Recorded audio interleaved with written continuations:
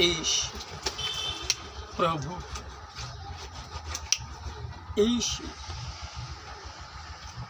परमेश्वर का पुत्र, ईश प्रभु, ईश परमेश्वर का पुत्र।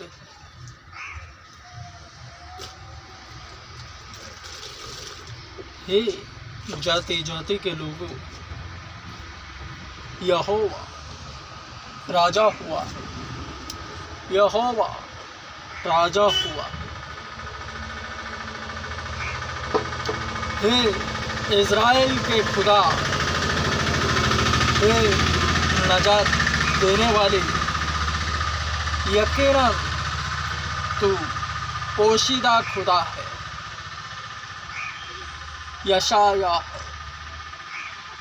45:15।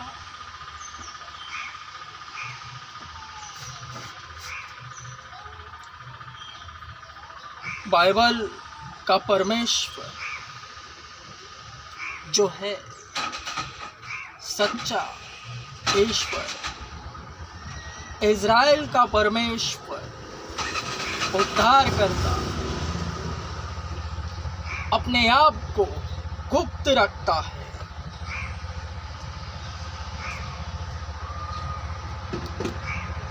जितने उस पर विश्वास रखते हैं, उससे प्रेम करते हैं,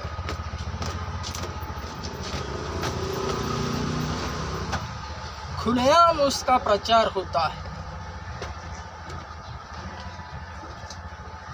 दृष्टांत के लिए मकबूल स्पष्टक बना है।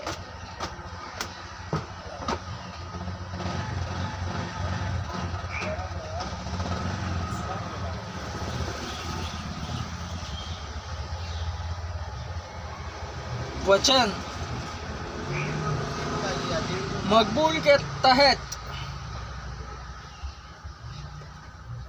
किस तरह से पूर्णत्व प्राप्त कर रहा है,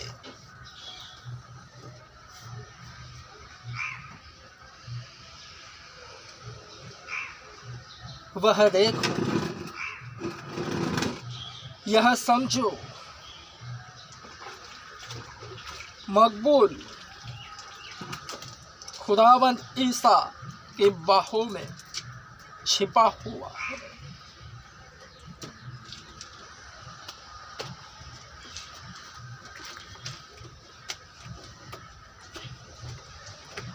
और इज़राइल का खुदा जो पोशीदा है, वह अपनी पोशीदगी इसी तरह जाहिर कर रहा है। कहाँ है मकबूल?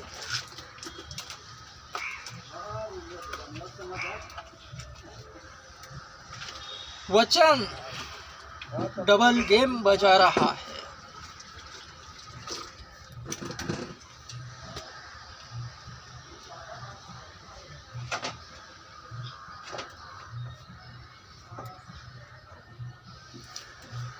तुम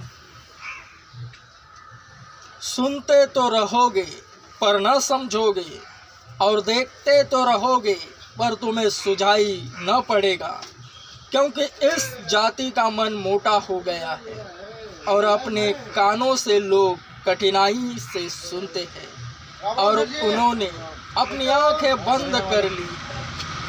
कहीं ऐसा ना हो कि वे अपनी आंखों से देखें और कानों से सुने और मन से समझे और परिवर्तित हो जाए, और मैं उन्हें चंगा करूं।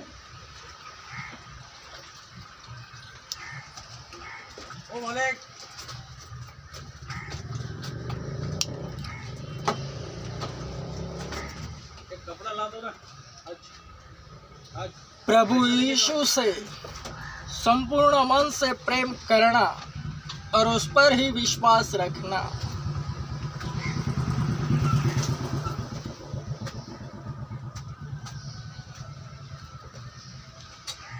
संपूर्ण बाइबल के हर एक वचन को हर एक विश्वासी जब जब पढ़ता है उसके मुंह से पानी आता है। जिस तरह सांसारिक व्यक्ति खाने को देखकर मुंह से पानी टपकता है, इमली को देखते ही उसके मुंह से पानी आता है। यह सांसारिक है।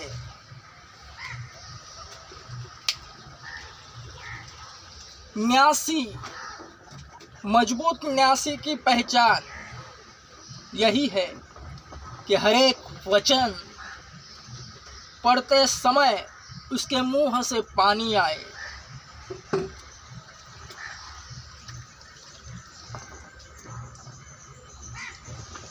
इज़राइल का खुदा जो नजात देने वाला है, पोशीदा है, और उसकी पोशीदगी इस वक्त मकबूल के ज़रिए बहुतों पर जाहिर हो चुकी वरन हो रही है।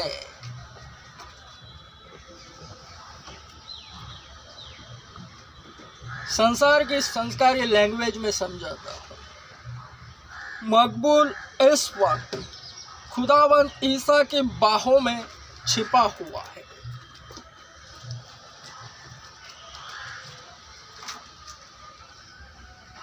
वचन पूरा हुआ। उस खुदा की पोशीदगी जाहिर हो चुकी। कहाँ है मकबूल? खुलेआम प्रचार कर रहा हूँ। यह वीडियो देखते वक्त यह बगल वाला सुन रहा है, देख रहा है, फिर भी समझ नहीं पा रहा। लोग आवत जावत देख रहे हैं, फिर भी समझ नहीं पा रहे। यह उस खूबसूरत खुदा की खूबसूरती है। क्या ही खूबसूरत अदा है उसकी, जिस पर वह जाहिर करना चाहता है उसी पर वह जाहिर करता है।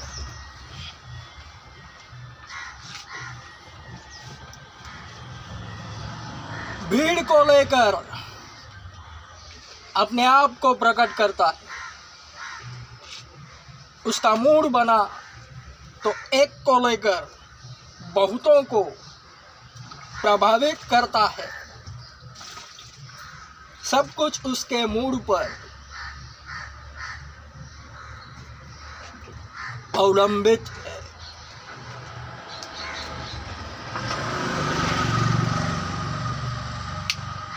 मकबूल कहाँ है?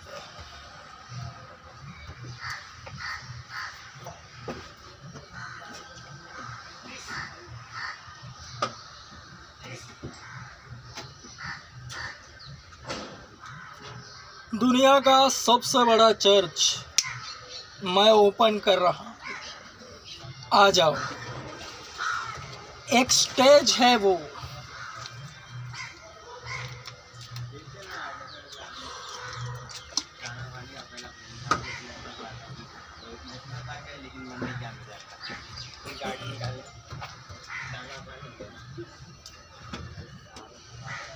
खुदावंद प्रभु यीशु से प्रेम करो और उसी पर विश्वास रखो। मसीहत यही तो है, उसमें बढ़ते रहना है। एक स्कूल होता है, ठीक उसी तरह मकबूल का चर्च होगा, ओपन करूंगा। उसमें आना है, सीखना है। वक्त न्यासियों के विश्वास और प्रेम पर आधारित है। हर एक को मिलता है।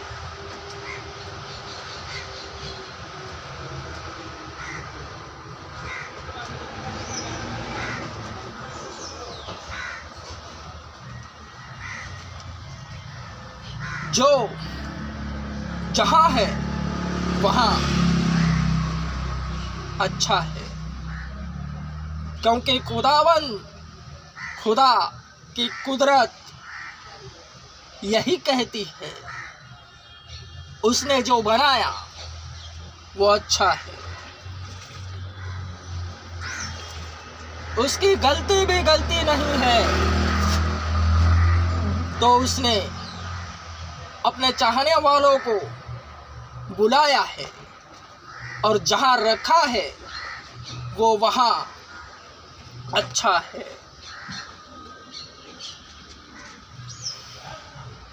सब कुछ अच्छा है।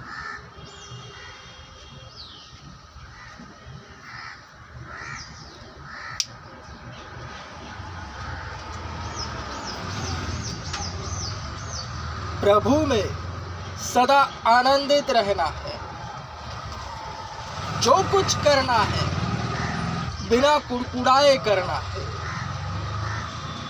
ऐसा वचन कहता है। न्यासियों के जेब में सब कुछ परोसा गया है, उनकी थाली में उसे खाना है।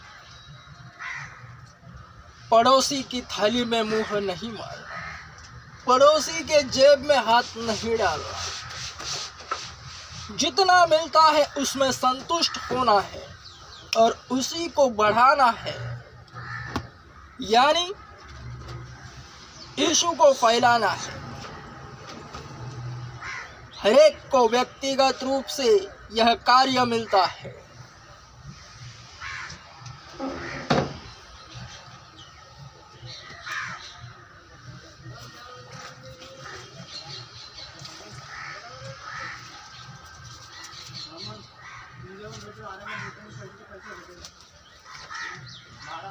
जब तू प्रार्थना करे तो पाखंडियों के सदृश न हो, क्योंकि लोगों को दिखाने के लिए आराधनालयों और सड़कों के मोड़ों पर खड़े होकर प्रार्थना करना उनको प्रिय लगता है।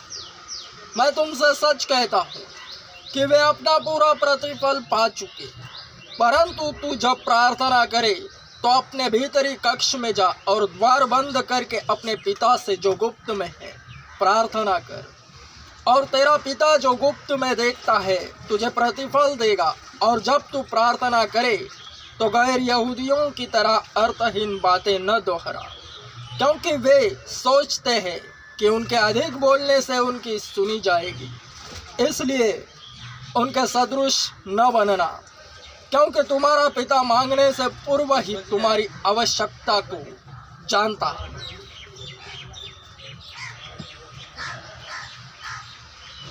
प्रार्थना इबादत गाह बंद खोली में जाना है, उसका द्वार बंद करना है, अकेले रहना है,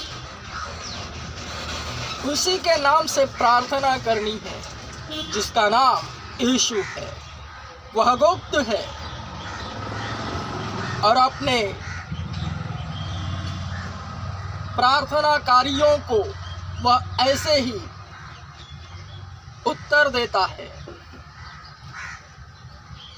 खुलेआम नहीं, ज्यादा बकबक नहीं। हर एक शब्द उसकी ओर से निकलता है, क्योंकि मैंने पहले ही कहा है, यीशु से संपूर्ण मन से प्रेम एवं यीशु पर ही मजबूत विश्वास रखने से सब कुछ आप ही हो जाता है। बाइबल इसकी गवाही देती है। मुंह से शब्द भी उसी की ओर से निकलेंगे, वही जाहिर होगा हर बातों में। सामने वाला पूछेगा वरन जिक्र उसी का होगा। यही एक ही बात में सिद्धता को प्रकट करता है, प्रभु यीशु से संपूर्ण मन से प्रेम एवं उसी पर विश्वास रखना। जैसा जिसका प्रेम, जैसा जिसका विश्वास, उसके लिए फील्डिंग वैसी ही लगती है।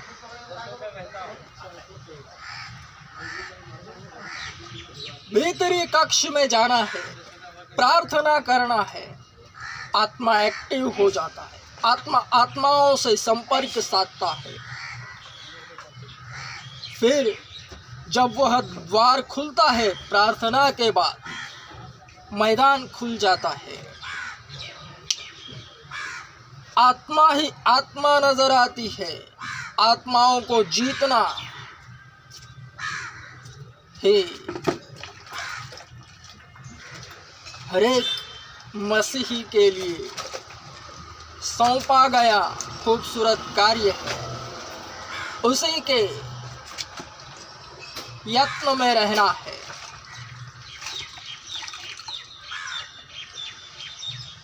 वचन फिर से स्पष्ट बना है।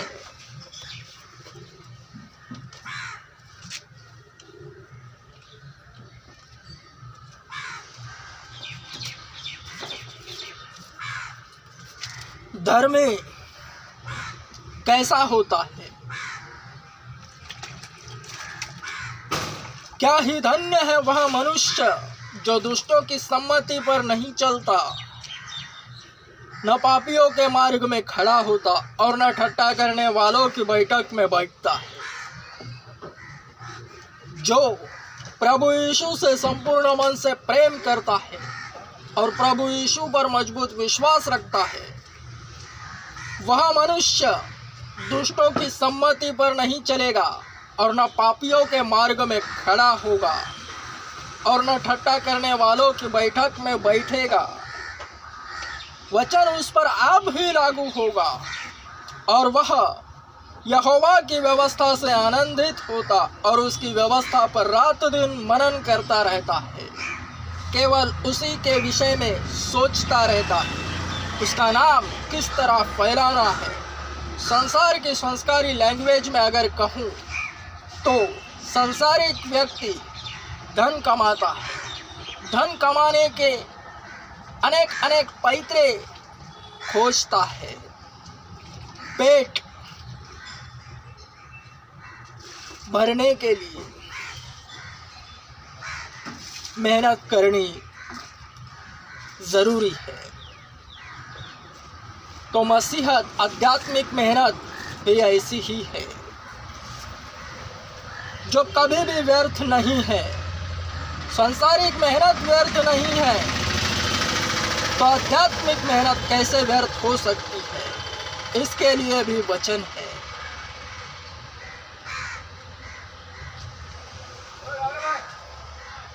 प्रभु में किया हुआ कार्य कभी भी व्यर्थ नहीं।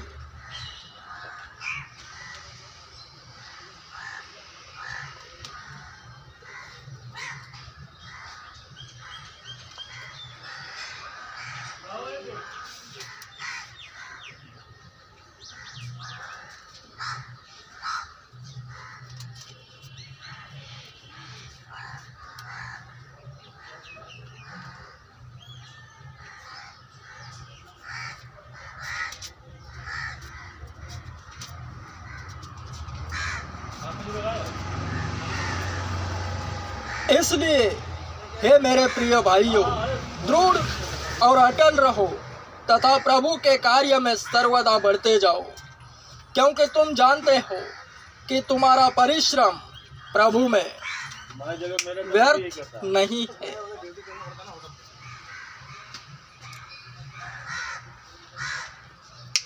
यीशु आ रहा है। मकबूल के सपोर्टर्स,